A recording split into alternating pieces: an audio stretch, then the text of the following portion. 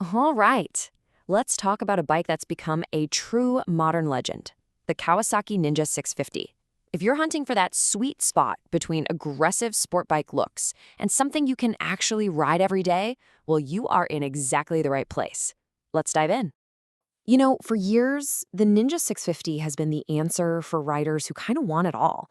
It's got this awesome reputation as the people's sport bike for a reason.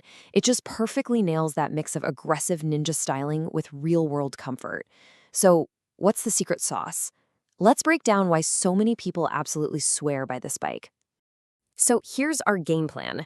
First, we'll dig into its story as the people's sport bike. Then we're going to geek out on the performance numbers. After that, we'll get real about what it's like to actually own one, see how you can make it your own with some cool mods, and then we'll tackle the big one. Is this the next bike for you?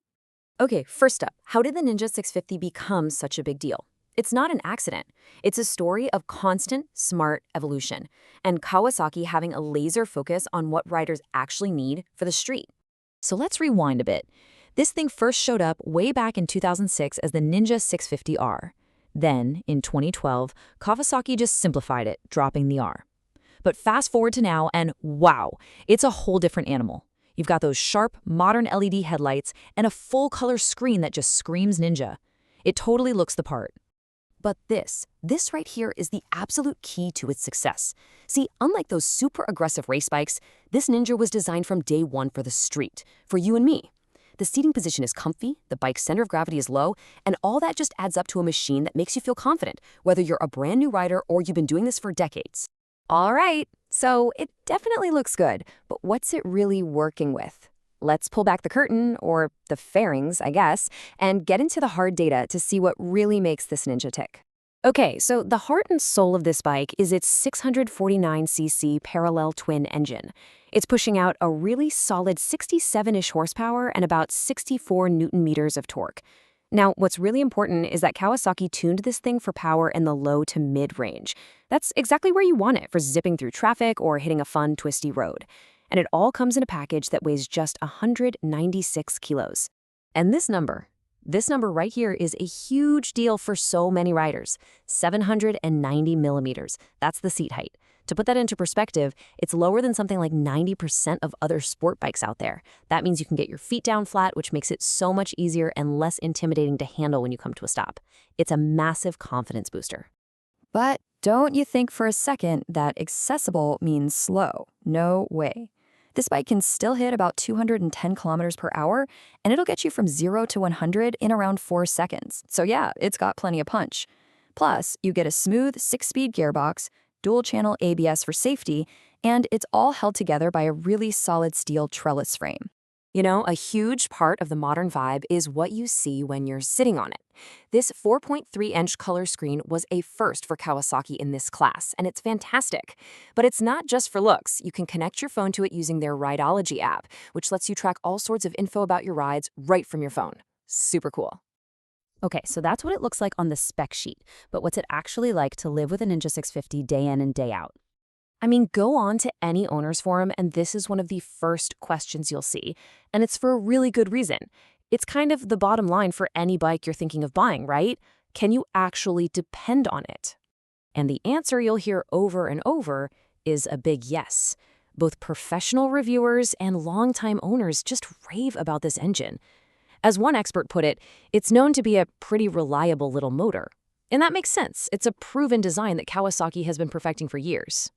Now, of course, reliability is a two-way street, but the owner's manual makes it super simple. It just recommends a few quick checks every day to keep the bike running perfectly. And we're talking about the absolute basics. Check your fuel, oil, tires, and chain. It's like 2 minutes of your time for total peace of mind. Now we get to the really fun part. The Ninja 650 is a fantastic bike straight from the factory, but it's also an amazing canvas for you to get creative and personalize.